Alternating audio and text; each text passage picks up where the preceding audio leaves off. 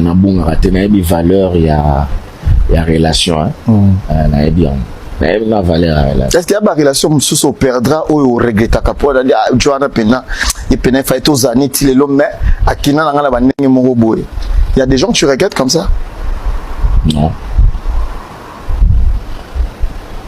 parce que d'abord idéologie na ngezala je suis gentil avec ceux qui sont gentils avec moi d'accord les vrais quand tu n'es pas gentil avec moi ça non a position na inoté na roboya yote na salara ke zalande ngwana ngape na zabondo mto a garder ga bande na pour na moi respect ça mais ba tout sous ba lobaka que ozalaka très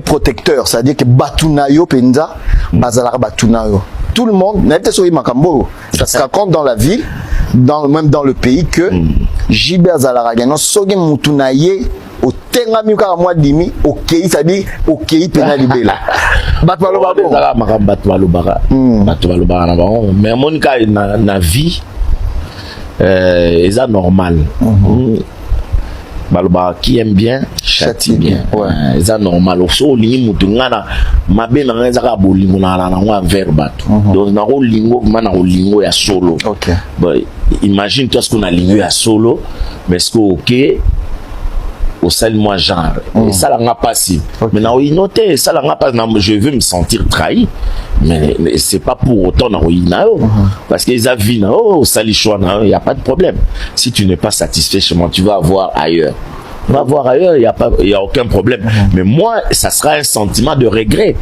non regret perdre mutunanga vraiment donc aller au lugarolé pas ma voisin tu vois un peu ils ont un sens sur la menace ça m'a bêté parce que batmanga comme ça les cameras na ningo boy mais non na ninga normal normal en 1991 l'album qui n'est bougé et Robima plébiscité meilleur album de l'année Jibem Piana meilleur chanteur série wana déjà Mukulu meilleur chanteur.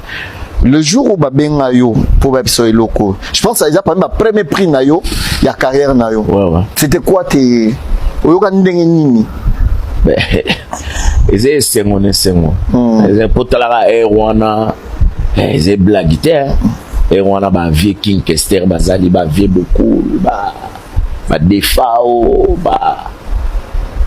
ba chanteur tout ya danger ba débat ba tout au sandi ba calibre ni so ba chanter à Congo baza est-ce qu'on a Katiana ba ministre papa Katiana à cette époque là c'est pas que ba ponenga pona liki batu donc ba ponenga parce que na markaki histoire c'était ba jeune monko ba bimi dans le néant parce que mon biso to zalaki te que au betaka na Zaiko langa obetaki na Viva obetaki na Yoka Lokole obetaki na Isifi c'est ba jeune mora ba bimai boy dans les néants en fait to bimika parce que parmi les to bimaki wana ba moni peke parmi oui na moi eloko moko boy moi eloko moko tout le monde pas marqué moi nini voilà donc ya ngwana et le plus beau souvenir à carrière nao Nengoti les lobos et ça fait combien BCBG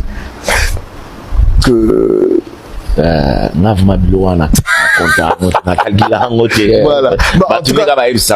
Le plus beau souvenir est la carrière. Il y a carrière nanga le plus beau souvenir, le plus beau. J'en ai tellement plein que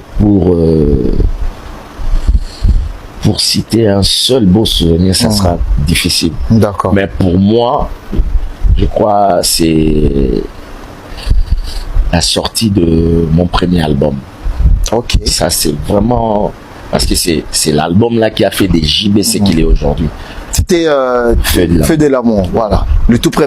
En tant que père, en tant que responsable d'une grande entreprise, sans signer au PSACANA relations humaines. Parce que les lots, les relations humaines, ils ont une valeur peut-être au bino bokola nangote, ou bien je sais pas. Quelle est votre lecture, les lots? Il y a relations humaines. Non, moni quand on lobby ba tebele ba bungaka. Mais ngana mutu o na bungaka te na bi valeur ya relation na bien.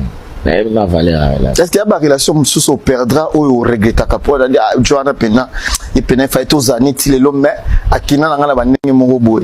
Il y a des gens que tu regrettes comme ça? Non.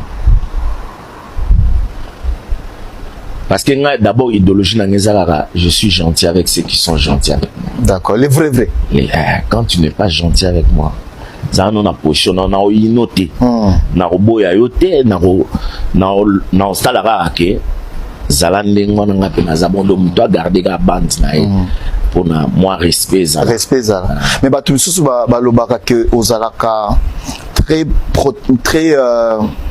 protecteur, c'est-à-dire que batunayo penza bazalaka batunayo. Tout le monde, n'était sur makambo, ça se raconte dans la ville, même dans le pays que JB azalaka non sogi mutunaye au tenga mika moi dimi OK, c'est-à-dire OK pena libela. Batu balobaka mais mon cas na vie est normal. Baloba qui aime bien châtie bien. C'est normal. Au lingi mutungana mabe na ngeza ka bolingo na ngwa vers batu. Donc na ko lingo mana ko lingo ya solo. OK. Bon, imagine toi ce qu'on a lingo ya solo mais ce que OK au sel moi genre et ça la passive. Mais na noté ça la pas je veux me sentir trahi. Mais c'est pas pour autant parce qu'ils ont vu au salichois il y a pas de problème. Si tu n'es pas satisfait chez moi, tu vas avoir ailleurs. Va voir ailleurs, il y a aucun problème. Mais moi, ça sera un sentiment de regret. Non, regret à perdre. Vraiment donc aller au Lougarolé et pas ma voisin. Tu vois un peu. Ils ont un sens là, mais la sens ça m'a bêté. OK. Parce que comme ça les camarades na ningo boye. Mais non, na ninga normal. Okay. Ba mabe monsieur ezali hein la na mabe mongo pena ko tali mono bia pour mabe monsieur ko zaneti bato ba finganga na mona na ngo problème te o no finganga mais mabe monsieur ezali so ki muto alinga nuire yo anuire vina yo anuire musala na yo anuire yo eza ba mabe mususu mieux vaut bozalate mieux vaut au pardonner na motema na bonzambe au pardonner aux anos na problème na été mais ou éviter car bozalate nga conflit na mutute bato ba kanisa ba conflit na bangonde ba luka ba conflit. OK. Et puis Junior il n'a pas 15 ans, il n'a pas 12 ans. Oyo monde neti mwana mukebo non. Obi bana poto na bazana ba mentalité na ba na ndenge na ba kanisa makam. OK. Mais évidemment c'est un enfant, il reste mon fils, mais je peux pas le rejeter parce que c'est l'émission bon non. Na repé ses conseils, ndenge parents ne soit pas ça mon conseil. Mais biso pe na Congo photo yi barak pour respecter ba opinion à battre. Il n'a pas 17 ans. C'est un grand garçon aujourd'hui. Boyebi na potonde ezala moi na soir qui c'est déjà 18 ans a comme responsable a rezo parler na ya sala makamunae. Donc azana ba raisonnement là wesh na ba photo ala makamunae. Donc voilà donc mais c'est pas que je suis d'accord ou j'accepte ou j'applaudis ce qu'il a fait. Non, Aden Nabiso. Rumba. C'est notre ADN. Donc, il n'y a pas de projet de réadaptation, il y a musique. Non, on a ça moi avant. Parce que les Congolais sont bossés. Tant on a Yemaneti. Photo tikela kinga Julie. Nzoke zala ki somnifère. Et là, au cabit. Voilà. Donc, les amis. Bye bye Julie. World. Déjà. Voilà. Donc na yemi ba dis-moi mon ba minata so ki ba nzembo na oyo kake nazalaki déjà na ba vision mon mais après nde ba bakaka le le naturel revient au galop, voilà. Chasser les naturels, il revient au galop. Donc rien de nouveau sous le soleil. Qu'on se trompe pas. Voilà. Si binonde ba journaliste faut rappeler la rabat parce que journaliste c'est belé à ozoa artiste mon bon aussi aussi nae kita lokuta mon liaison c'est dans les c'était ah o lobai bo mona. D'accord. Est-ce qu'il y a des projets pour l'année 2024? Non, on n'a jamais relancé ni devant lancer Charo devant le bluff. On a bon raté, il y a valeur, il y a relation. On a bien. na valeur là. Est-ce qu'il y a une relation sous au perdra ou au regretta capo d'aller à Joanna Pena et Pena fait aux années il est l'homme mais à qui n'a la bande mon boy. Il y a des gens que tu regrettes comme ça? Non. Parce que d'abord idéologie dans je suis gentil avec ceux qui sont gentils avec moi. D'accord, les vrais. Quand tu n'es pas gentil avec moi, ça on a position on a noté. Na roboya yote na salara ke zalande ngwana ngape na zabondo mto garder ga bande na pour na moi respect ça. Respect ça. Mais ba tout sous ba lobaka que ozalaka très protecteur, c'est-à-dire que batunayo penza bazalaka batunayo. Tout le monde n'était sur Makambo. Ça se raconte dans la ville, même dans le pays que Jibe Azalara non soge mutunaye au tenga muka moi dimi OK, c'est-à-dire OK penalibela. Batwalo baba mais mon cas na vie est normal.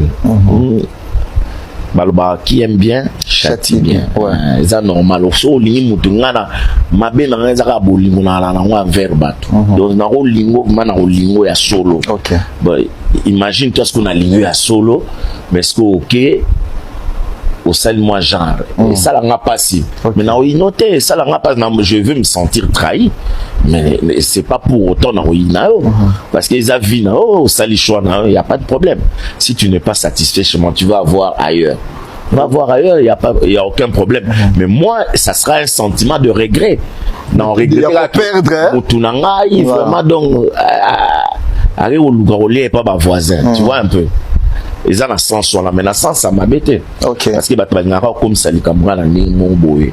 Mais non, on a une normal. OK. Normal. En 1991, l'album Qui n'est bougé. Et Robima, plébiscité meilleur album de l'année. Jibem Piana, meilleur chanteur. Seriwana déjà. Ouais. Mukulu, meilleur chanteur. Le jour où Babenga yo pour Websoy Loco, je pense que ça a déjà parmi ma premier prix nayo, il y a carrière nayo. Ouais. C'était quoi tes nini? C'est mon. C'est pour la Erwana, c'est blague. Erwana ba vieux King Kester bazali ba vieux beaucoup ba defao ba chanteur tout y a danger ba débat ba tout au sandi ba calibre nous sommes chanter à Congo basa. Est-ce qu'on a Katiwana à cette époque-là, c'est pas que ba ponenga pona l'équipe batou.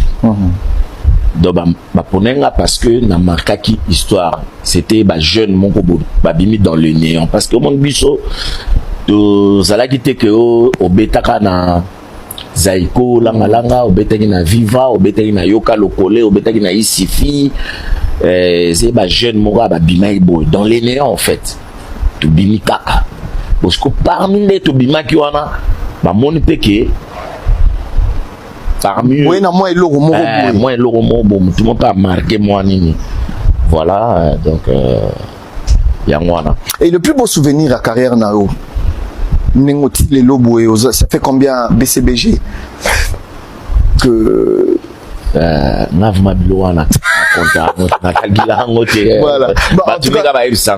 Le plus beau souvenir est la carrière. Il y a carrière le plus beau souvenir.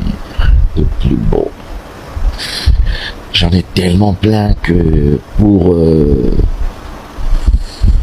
citer un seul beau souvenir, ça sera difficile. D'accord. Mais pour moi, je crois c'est la sortie de mon premier album.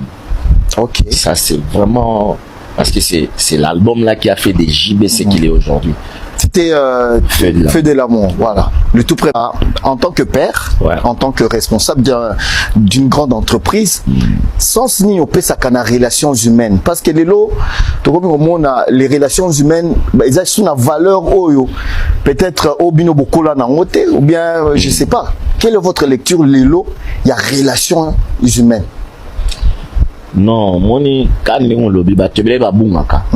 Mais ngana mutu na bungaka tena bi valeur ya relation na bien.